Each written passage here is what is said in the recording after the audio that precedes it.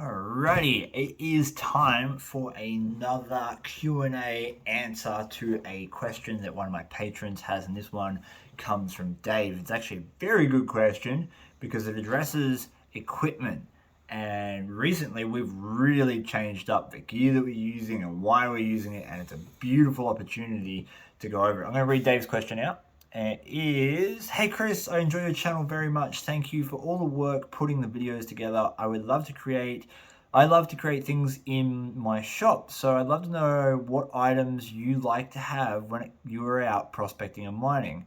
How about a sensitive metal detector, a battery-powered field classifier, a fast and effective method of separating flour gold from fine black sand? It would be fun to hear about your wish list.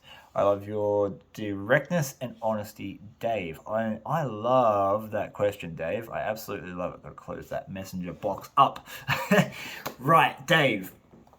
For years I've wanted a dry washer because the ground that we were working had so much potential in it. Mining report after mining report that I read from the 1800s into the early 1900s all cited exactly the same issue, which was we don't have any water. And it's a real issue. It's a massive issue in the whole region. There's plenty of water in major rivers, but there just wasn't any up in the mountains where the gold was, not in any significant amount. They did build some dams. They built water races.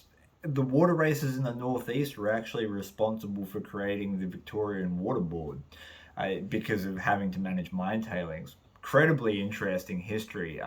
If you look up a man named Pund, you can read all about it. Pund was the guy who owned the water races. Anyway, I digress. There is that much virgin untouched ground, even near the areas that had a little bit of water, simply because they didn't have enough. And they didn't have the technology to pipe it over the distances that would be required. And I have been unable to find a single report anywhere that says that dry washers were used on these gold fields. I'm willing to bet that modern dry washing in my area has been the first and only type of access to that virgin ground.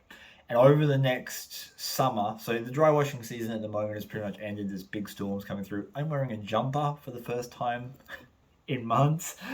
The weather's changing, so we're not going to be able to use a dry washer for the next little bit, but we've learnt a lot this season, and we've also narrowed down a few things like a gold bearing reef with it. That's been on the top of my list for ages, and that is basically going to be my number one priority as soon as the weather gets hot again, to get out there and use it. Now, the gear that I use is, I have almost everything that I want in terms of commercially available equipment, and I don't ever want to get bigger than what I currently am. I don't think I really want to open up a proper mine. I don't want to have dump trucks and all that. It's a lot of not what I'm interested in. So I'm pretty happy with the equipment that I have. Now, I go through stages. You might notice me on my channel where I use a Battea pan for 6 months, and then I'm using a Garrett pan, and then I'm using a Minelab pan, and then I'm back to the Battea, and then there's some other. I do it all the time, and it's just because it's all about skill versus difficulty.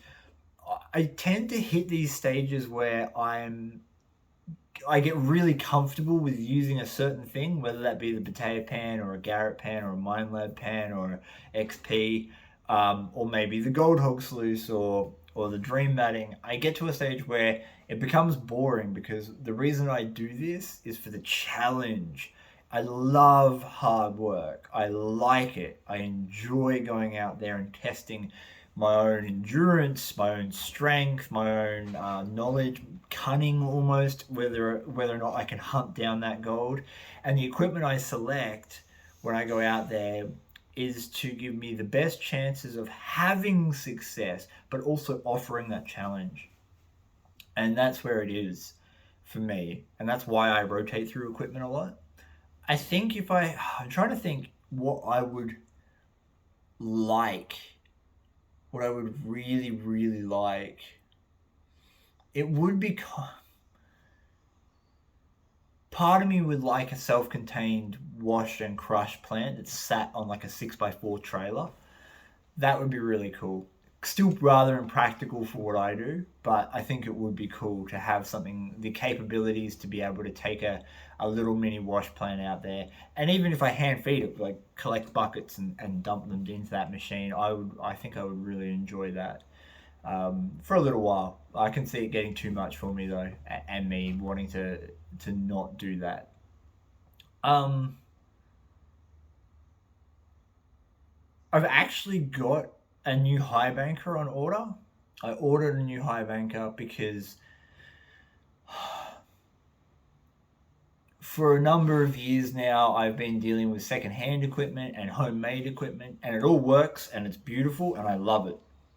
Um, but just kind of like your first car that you love and you learn all the stuff on and you do okay with it, you go on mad road trips and you always have a fond spot for it in your heart. There's something really nice about buying your first new car or whatever, your first new version of whatever the old secondhand thing is. And I'm looking forward to having that. It's going to be mine. It's not going to be like battered around by anyone else other than me, which is saying something because I'm going to abuse it. um, so I've got that on order. And not Dream Mat, Gold Rat produced the 10-inch wide um, mini cell Dream Mat, and I love that river sluice. Now I've just been sent a product from another company, and I've got a video coming out on it soon that should help with magnetic removal on that particular sluice, and I'm keen to see how that works because I know that there are a lot of ironstone specimens in certain locations in my region, and that device, that magnet, is going to help me separate those out. On top of that, I have to mention on magnets, the Tools Magnet Probe is by far my favorite tool of all the gold prospecting gear I have. The Tools Magnet Probe has found me that much gold. It is insane, and I reckon everyone should own one. Just simply because it allows you to visually see where the heavies are tracking in the soil without even having to put a shovel into the ground. And it's an amazingly simple invention. And Alan, if you're watching this, you deserve every props for coming up with that and making it into a product. I'm really, really stoked with that product. Other than that, man, I don't have anything. I don't have anything that I want. There's no niche that I really need filled. I literally can't think of a single thing that I need filled. I would, like, there are things I want for a purely aesthetic reason. I would love a couple more steel gold pans, different types of steel gold pans, because I enjoy using steel pans. But yeah, other than different versions of the same things, I don't think I need anything. And I really mean that. I think I've got everything that I've ever wanted in terms of prospecting stuff. The high banker was realistically the last thing that I wanted to order, and it's a good one, so it should perform really well. And it's taken me 6 years to get there. Like one or two major sort of purchases every year, and that's it. And yeah, now it's all about travel. Now it's about finding gold deposits, finding the gold in the ground to use these tools on. I'm going to make a list, I believe, of my favorite things too. I want to make a video where I detail my favorite things and why and show you all of them, because I think it would be an eye opener for people about why I use certain tools. And that's something I want to bring. Right. I hope that answers your question, Dave. So I know you're a tinkerer and you're maybe perhaps hoping to come up with an idea that I could give you, but I don't think it's necessary to reinvent the wheel. Find a problem that we have in prospecting and try to resolve it, and that's as best as we can do. Uh, like like your vibrating classifier, that I could see an application for sure, especially in dry areas. There's a really good market for being able to have a classifier that breaks up clay clumps and agitates dry materials. So something like that could be advantageous for certain demographics within the gold prospecting world. If you want to leave a question, just like Dave did, you can. It's on the Patreon website. You go to Vo-Gus Prospecting. There is a pinned post. You have to be a Patreon member to be able to ask one of these questions. And I will answer it just like this. So you guys have an opportunity to get a bit more of an in-depth response to the things that you want to know about in regards to Vo-Gus Prospecting, both in gold prospecting and anything else, maybe dog training or whatever that you have seen on my channel over the last few years. All right, guys, I hope you have a great day. I can't wait to show you this reef video. I'm going to keep working on that. Until next time, peace. Hit that stop button. Bye.